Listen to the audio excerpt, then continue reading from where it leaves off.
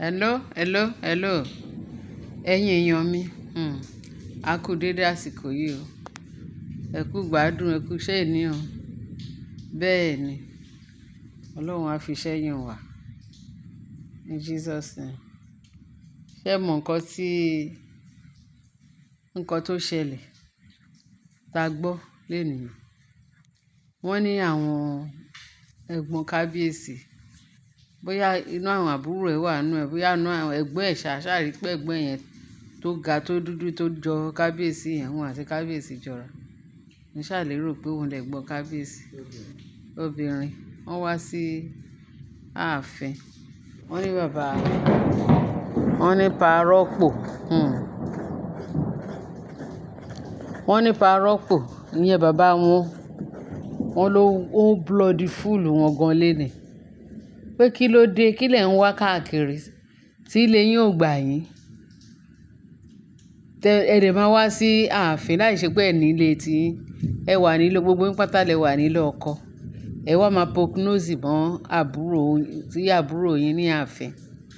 Ẹ̀yin lẹ máa mọ irú ìyàwó tó máa fẹ́, ẹ̀yin lẹ máa mọ irú ìyàwó tí ò fit ẹ̀. Ẹ̀yin lẹ máa mọ èyí tó fit ẹ̀. Torí a gbọ́ pé nínú àwọn olórí, àwọn náà introduce àṣẹ láti jẹ́ kí olórí Mariam kó wá sáàfin. Wọ́n lérò pé Mariam yẹn wọ́n fẹ́ kó wá sáàfin. Bẹ́ẹ̀ ni, òun náà fi bínú sí Naomi kíkan nígbà yẹn. Èyí tó gbá Naomi létí nu wọn ó gba, ó ṣe. Ọmọ yẹn ò lè tolerate nonsense yẹn mọ́ ló ṣe park. Wọ́n blame ẹ̀. Àwọn kan ṣẹnu yán ọmọ yẹn, wọ́n wá ní ẹ̀sì. Ọmọ yẹn rí nǹkan tó rí kò sẹ́ni tó máa rí irú nǹkan bẹ́ẹ̀ tí ò ní ṣe ju ti Naomi lọ láti bá park. Wọ́n ní wọ́n wá sáàfin, wọ́n wá béèrè lọ́wọ́ kábíyèsí pé kí ló dé? Kán lọ mú Tádéníkáwò wá o, kán mú padà wá sí ààfin o.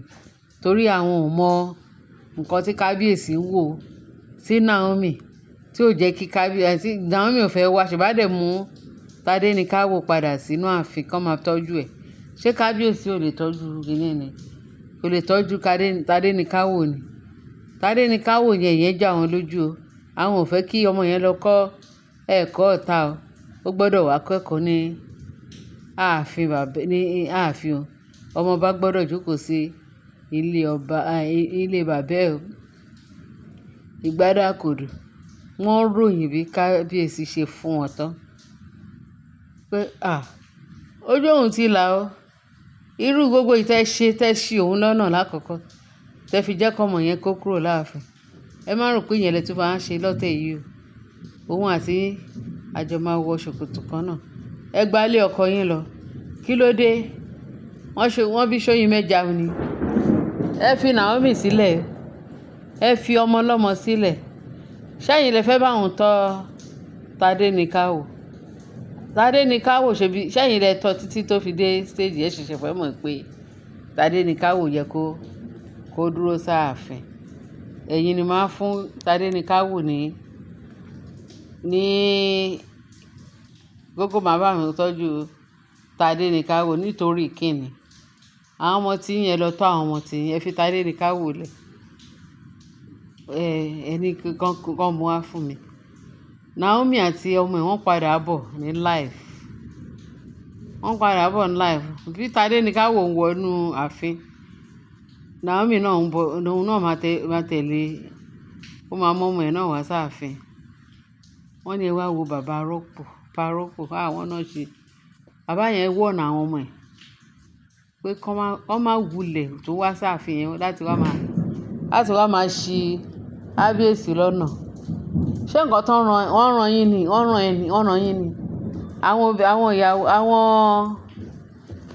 Àwọn olórí, òun mọ̀ pé ẹ̀yin gan fẹ́ máa gba ẹ̀yìn ẹbọ jẹ́. Wọ́n fẹ́ gbàbọ̀dè náà. Kí ló dé? Wọ́n rán yín ni àwọn olórí, àwọn ọ̀rẹ́ yín tó wà nínú ààfin. Tẹ́ introduce sí kábíyèsí. Àwọn náà fún yín ní bribe. Ẹ wá sọ on behalf of them.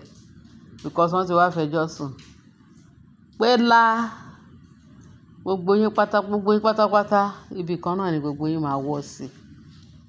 Queen Naomi, ẹni tó bá sọ pé ìṣe Queen Naomi ò ní ṣẹlẹ̀, kò ní ṣe ojú òun ní ààfin, eyín ẹ̀ ló ti máa ṣe. Queen Naomi padà òun ti ẹ̀ prepare fún Queen Naomi. Ó ra gbọ́ pé Queen Naomi ń padà bọ̀ ní ààfin. Púpọ̀ ni kó tiẹ̀ lọ ṣe kó lọ sinmi díẹ̀ kó tó wá pé so gbogbo preparation ó ti ń lọ lábẹ́lẹ̀. Wọ́n máa fi ṣe welcome kini fún party. Ìgbà yẹn ni Queen Naomi máa wá wọlé fully. Àwọn tó ń ránṣẹ́ wọ́n rán wọn iṣẹ́ pé kán wá halẹ̀ ní ààfin. Bẹ́ẹ̀ tí wọ́n ròyìn nǹkan tí bàbá rọ́pò sí fojú àwọn ọmọ ẹ̀ rí. Pé Queen Naomi no go area tó wáyé pé ẹ tún ń bọ̀ láti tún wá máa victimize Queen Naomi. Pé lè ti kọjá o, so wọ́n rán yín ẹ wá ń jíṣẹ́ oníṣẹ́ yín ò mọṣẹ́ jẹ. Wọ́n ní bàbá yẹn ṣe ṣégè fún wọn ní àwọn ọmọ ẹ̀ obìnrin. Ó ṣe ṣégè fún wọn torí wọ́n tún ti ń ṣe gàrìgàrì. Wọ́n ti rí pé Naomi ó ti wà nílùú òyìnbó. Ó ti ṣẹ́ kọ́nà mọ́ gbogbo wọn lọ. Ara máa sán pa anybody tó bá sọ wípé Queen Naomi pé kó má ṣì ṣe ìgbésí ayé ẹ̀ ní ààfin. Ẹni bá ní nǹkan tí Naomi ń ṣe pé ó ń bí òun nú agbára Kristi. Ẹ̀yìn ẹ̀ ló ti máa ṣe. Queen Naomi ń bọ̀ live in Jesus name. Kí ló dé tẹ́ ìfẹ́ kí ogun mi? Kí ló dé kí lọmọ yẹn rànú gba yín kí ló ṣe fún yín? Wọ́n ní nǹkan tí bàbá arọ́pò kan tó ń béèrè question lọ́wọ́ pé kán má wá sáàfin yẹn mọ́, wọn ò fẹ́ rí wọn. Ẹ mọ̀ pé bàbá yẹn ò tí dà, wọ́n ní bàbá yẹn ò tiẹ̀ tí sọ̀rọ̀ ní gbogbo ìgbà tí irú nǹkan tó ṣẹlẹ̀ lákọ̀ọ́kọ́ tó fi di pé wọ́n wá ń gun ọmọ yẹn gàlégàlé torí pé òun nìkan ni olórí tó wà láàfin. Wọ́n ní kábíyèsí ní ojú òun ti là. Gbogbo ìtẹ́ tó fẹ́ ṣe lọ́tẹ̀ yìí ó lè ti ṣì. Ó ní pé kíni ó ní wọ́n ti ṣì wọ́n ṣì wó fúlẹ̀. This time around àti Queen tó bá kun Queen Naomi kó dé kóhun gan kó má súnra kì. Bẹ́ẹ̀ ni Bíbélì gan sọ wípé ká bínú pé ká má ṣe ṣẹ̀. Kó ní òun ò fẹ́ pé kí oòrùn má ṣe wọ̀ bá ìbínú nínú ọkàn wa. Òun ní bẹ́ẹ̀ tí Naomi bá sọ wípé òun ò ní bínú, á jẹ́ pé ó fẹ́ máa kó má torí Naomi ti mọ̀rọ̀ Ọlọ́run ju gbogbo yẹn lọ. Kò sí pé èèyàn bínú kó rí nǹkan bínú kó bí. Ọmọ àlè ló máa sọ wípé òun rí ìbínú tí ó bí. Kí ló dé? Ìjàmọ̀ pé gàlégàlé àwọn ẹ̀gbọ́n kábíyèsí yẹn gàlégàlé wọ́n pọ̀. Kí Queen má ṣe gbà fún wọn, Ọlọ́run dẹ̀ máa dúró tì. Ìjà tó wà nílẹ̀ yìí lágbára Kristi ó máa win ìjà yìí o. Agbára Ọlọ́run. Ẹ̀yin èèyàn mi, mo ní kí n sáré gbé ìborùn yẹn tó wá fún yín o. Kì í ṣe ìborùn because nǹkan tó ń jẹ èèyàn lógun tó dẹ̀ ń dùn ni lọ́kàn.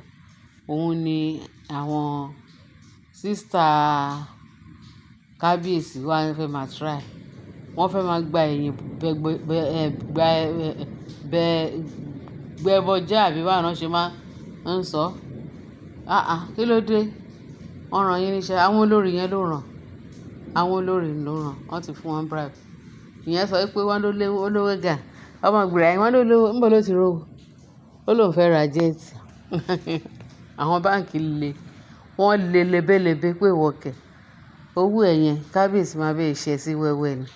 Wọ́n ní kábíyèsí ṣàti fún ní gbogbo owó tó ń ṣe gàlégàlé pé kí kábíyèsí san owó fún òun. Gbogbo project kábíyèsí òun ti náwó sí. Wọ́n dẹ̀ ní kábíyèsí ti fún lówó ẹ̀, wọ́n ti rà more than owó tó sọ wípé kábíyèsí jẹ́ òun. Wọ́n ní kábíyèsí ti fún. Kí ló tún kù? Wọ́n kàn beat around the bush. Ó ti ẹ̀ dá. Olúwa ṣeun. Ẹ ṣé ẹ̀yin èèyàn mi. Ẹ má jẹ́ kí a sọ̀rọ̀ fọ̀rọ̀ lẹ̀. Ẹ ṣe bẹ̀ ṣe ń tẹ́tí sí wa. Ẹ bá mi share, ẹ bá mi like. Ẹ ṣé gan. Bye.